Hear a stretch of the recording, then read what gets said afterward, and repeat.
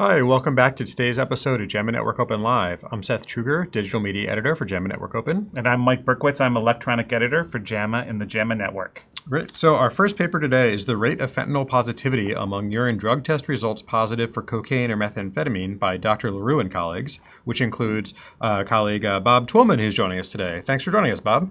Thank you for inviting me. Right. So to dive right in, as a bit of background, why don't you tell us what's your professional background? I'm a clinical psychologist, and I spent about 20 years in academic medical centers working with people who had pain.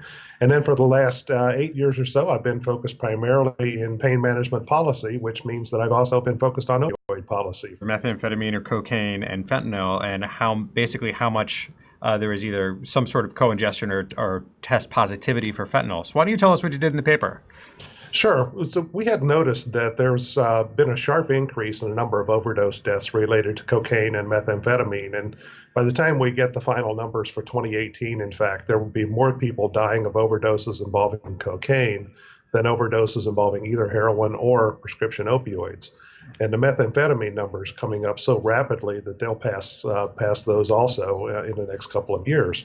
So it seemed a little odd, and it made us wonder if, in fact, it was due solely to the cocaine or solely to the methamphetamine.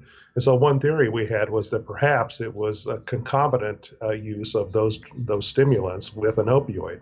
So what we did was to go back and look into the records that they have at Millennium Health, which is a large urine drug testing company, to look at patients who, over that time frame from 2013 up till September of last year, had been tested for either cocaine or methamphetamine and tested positive for that, and then also were tested for the presence of non-prescribed fentanyl and looked at how frequently the fentanyl was showing up in conjunction with the cocaine or the methamphetamine. Were those results reported out already, or did you have to rerun the samples? You didn't rerun samples going that far back. Correct. We did not rerun samples. Those were reports that were stored in the computer already.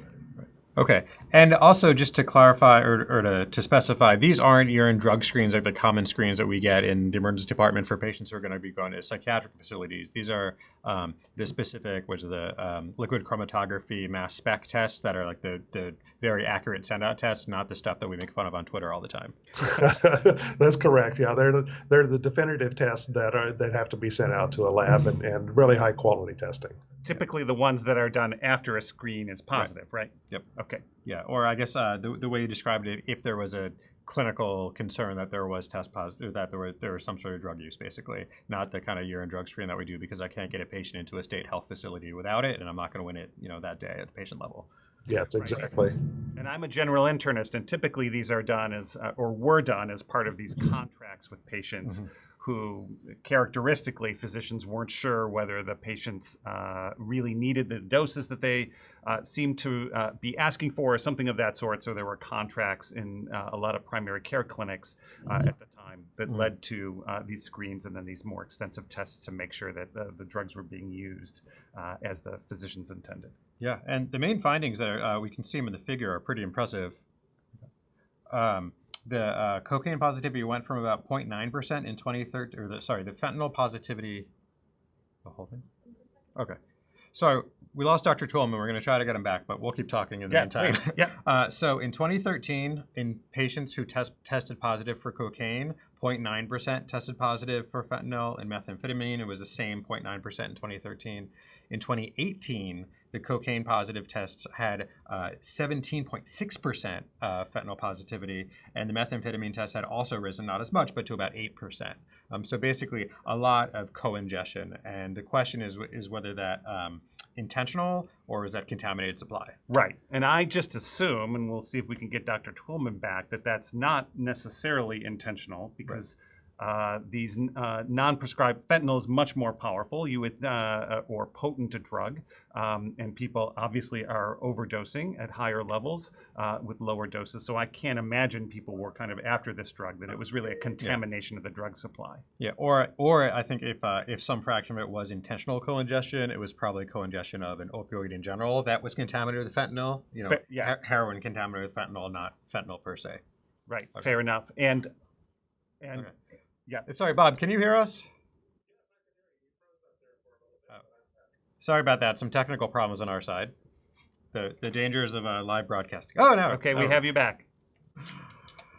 So yeah, so Seth just presented your findings in what we thought was your absence. Tell us what the trends were and what you were kind of, if there was any surprises or what the implications are of the findings.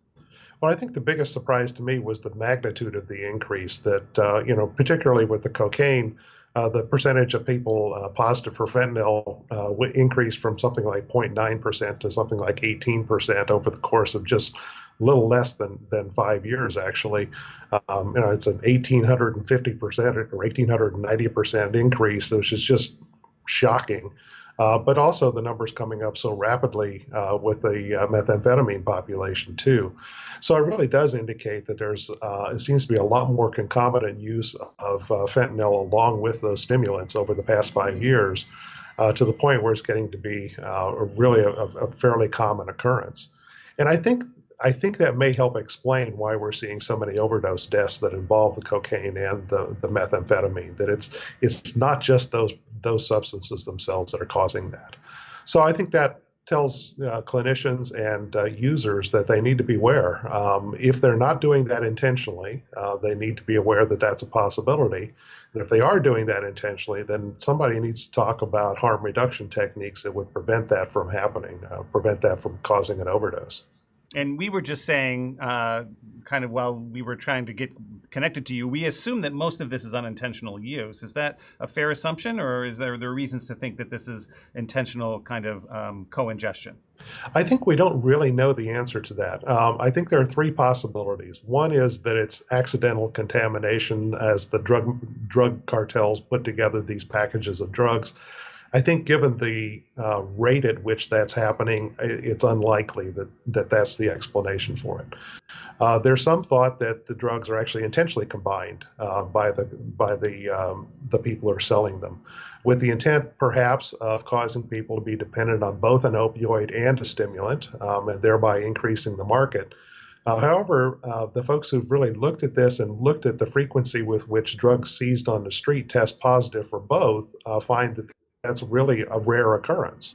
So, there's some thought that this really is actually, it really is intentional. That the popular practice in the 80s and the 90s was something called speedballing, where one of these stimulant drugs would be taken at the same time as an opioid, generally heroin at that point. And that now maybe what's actually happening is that people are using the fentanyl, and in order to combat some of the sedative effects of that, they may be following it with cocaine or methamphetamine to help keep them